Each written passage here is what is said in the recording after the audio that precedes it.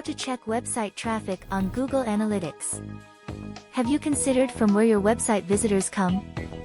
Once you understand your website's traffic sources, you'll be able to better understand the digital selling channel and how you can use it to help your website generate more results for your company or organization. To get started, go to Google Analytics and check at your website's traffic sources. Referral. This happened when they clicked on a link to your website from another website. It's important looking at the list of other websites that are referring people to your sites, depending on the circumstances.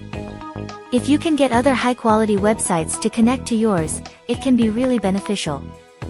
Learn more at https://my-learning-center.teachable.com.